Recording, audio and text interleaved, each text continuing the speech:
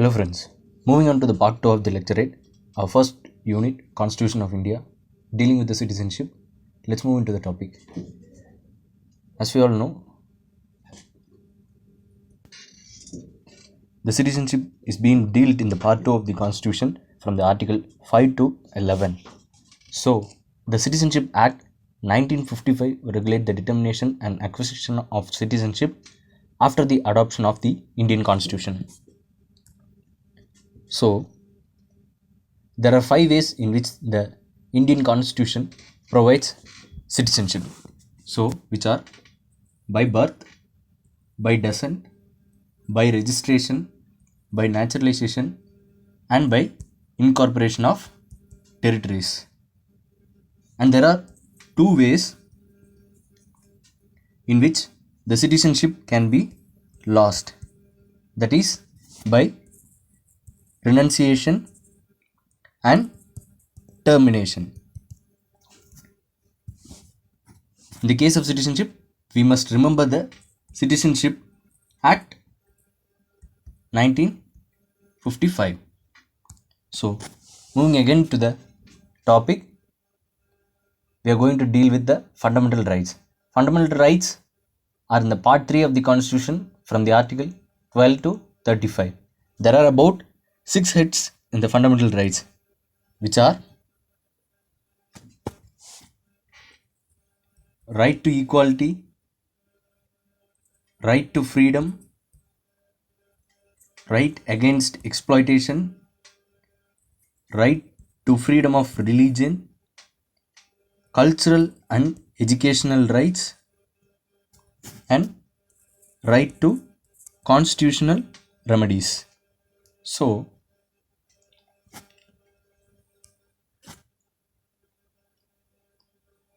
the 44th Amendment Act 1978, which separated right to property and made it as a legal right on 300 part A. So, on by any means, if the fundamental rights are not being issued to the citizens, the citizen can move directly to the Supreme Court. So, the Article 32, which facilitate for the civilians to move or appeal to the court, which is the right to constitutional remedies.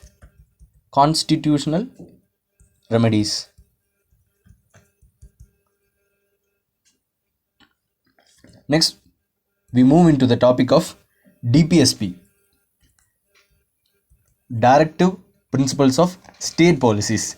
These are the principles to government to give social and economical justice to the people of India, which comprises provisions such as equal pay for both men and women, equal pay for both men and women, free and compulsory primary education, right to work, public assistance in case of old age, unemployment, adequate means of livelihood, sickness and disablement, the organization of village panchayat, special privilege to the economically backward sections of the people, and distribution of wealth. So, the DPSP is being rightly deciphered as Gandhian principles.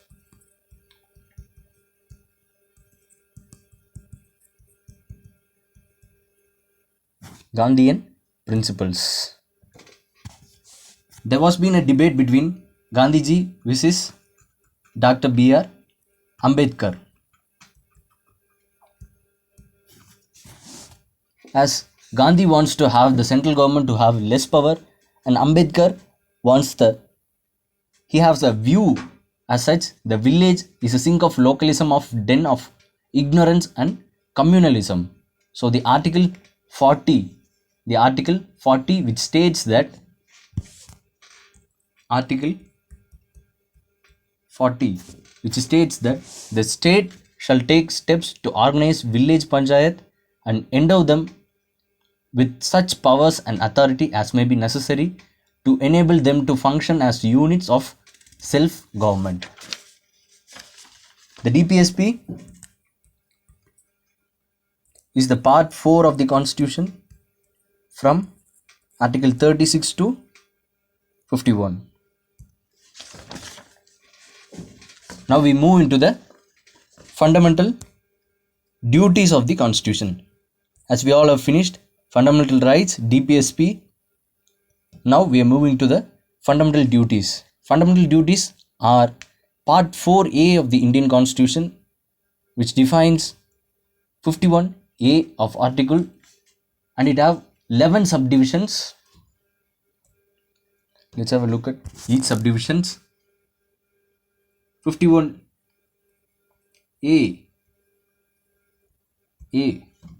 which deals with respect to national flag and national anthem. National flag and anthem.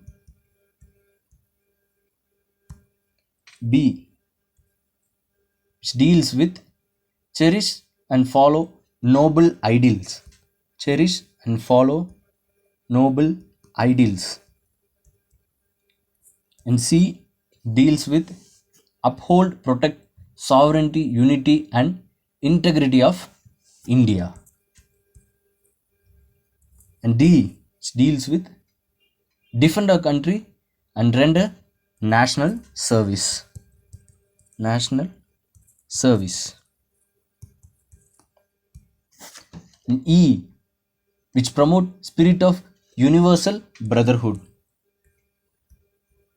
The fundamental duties, division E, promotes brotherhood. And F, preserve rich heritage, and G, improve natural environment, and H, develop scientific temper, and I, safeguard public property, J, strive towards excellence on all spheres, and the last K, division, parent or guardian to provide opportunity for education of children between 6 to 14 years. Division K, which is very important in DPSP, the fundamental duties, parent or guardian to provide education to their children of age 6 to 14 years. Moving on to the next topic, the parliamentary democracy in India. The parliamentary democracy in India.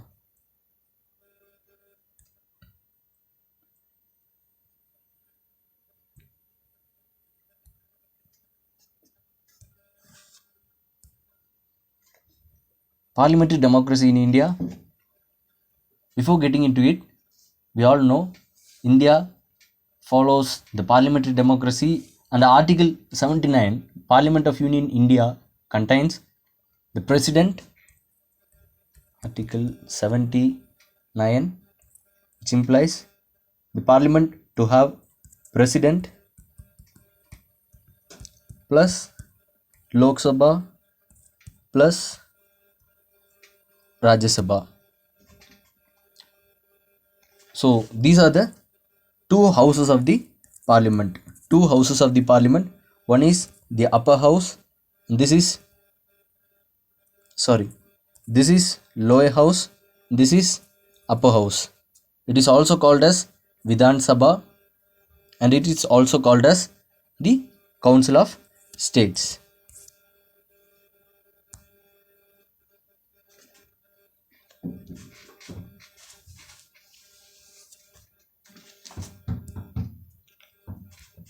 Let's get down into the numbers which are being distributed in both the houses of the parliament. As in case of Lok Sabha, there are about total 545 seats, out of which 543 are of representation of people.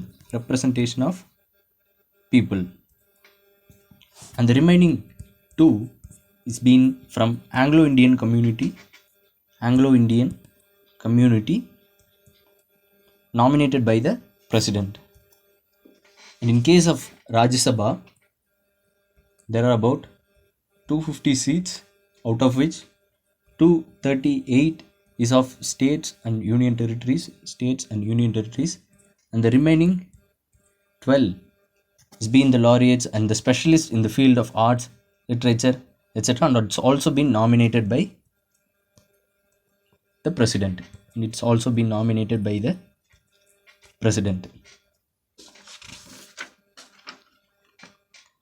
Magnify the topic of Rajya Sabha.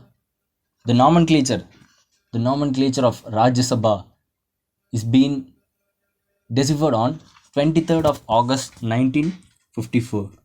23rd of August 1954, where we get the name of Rajya Sabha. The idea of upper house is being evolved from the second chamber of the parliament, evolved back in Montagu-Chelmsford reforms, Government of India Act 1919. The chairman of Rajya Sabha is the vice president, as you all know.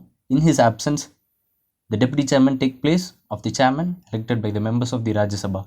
The first sitting of the Rajya Sabha took place on 13th of May 1952. The first sittings of the Rajya Sabha took place on 13th May 1952. Unlike the Lok Sabha, the Rajya Sabha cannot be dissolved. The Rajya Sabha cannot be dissolved.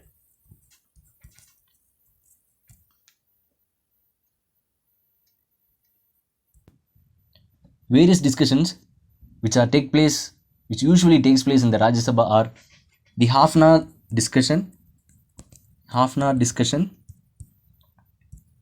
the short duration discussion, and the motion of matters of public interest.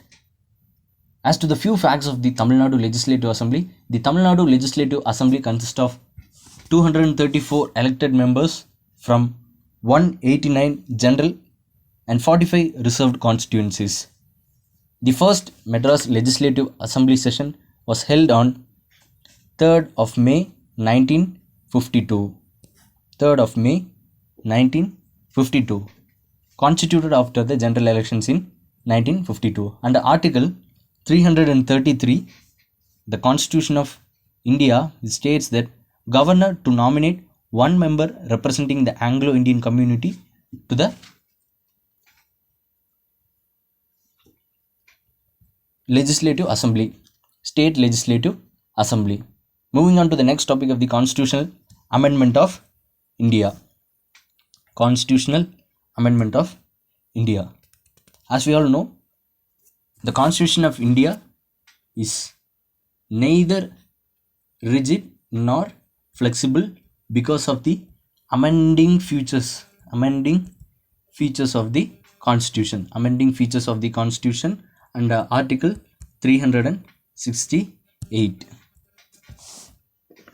Article 368 of the Indian Constitution has provision through which Parliament may, in the exercise of its constituent power and end by way of addition, variation, or repeal any provision of its constitution by the procedure laid down. There are three types of constitutional amendments, which are by simple majority. One is simple majority. The types of constitutional amendments, among this, the one is the simple majority, and the second one, the amendment can be made by special majority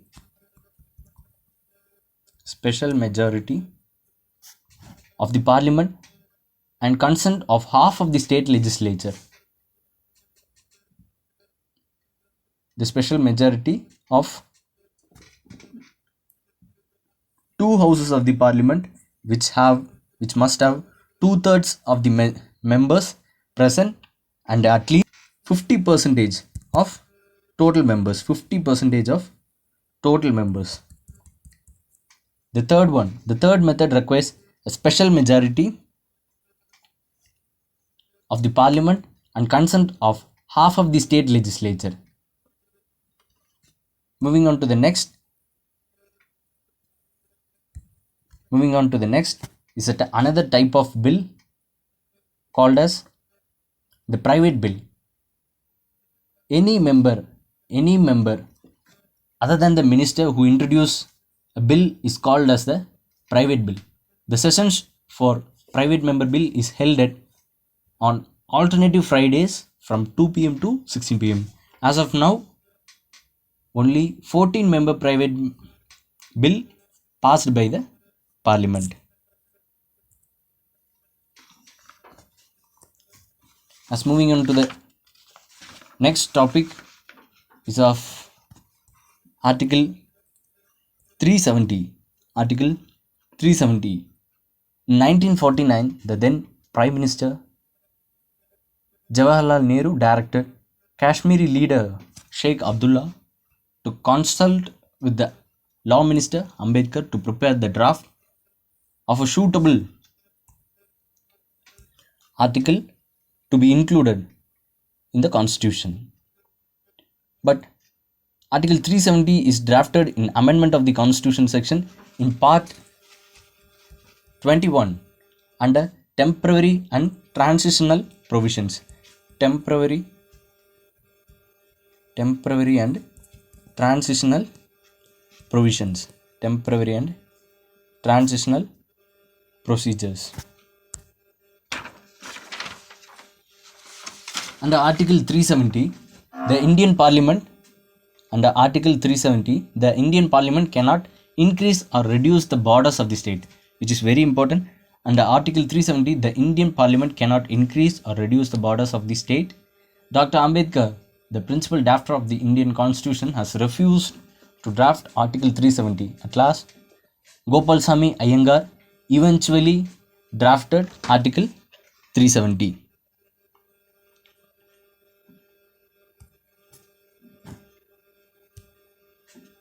Gopalsamy Iyengar. To be noted, Gopalsamy Iyengar eventually drafted Article 370.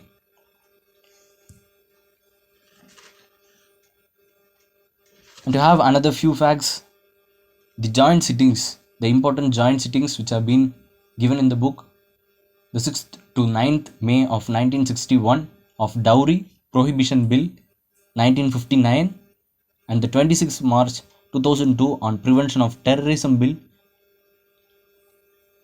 And the other important factor, that Tyagi Shankaralinger observed fasting for 76 days from 27/7/1956 to 10/10/1956 for the name of conversion of Chennai Presidency as Tamilagam.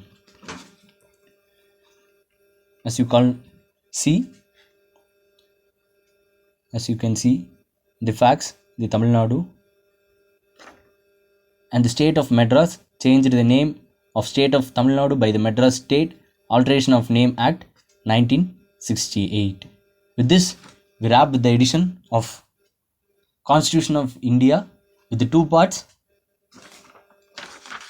Hope it's good, and subscribe the channel and leave comments in the comment box. Thank you.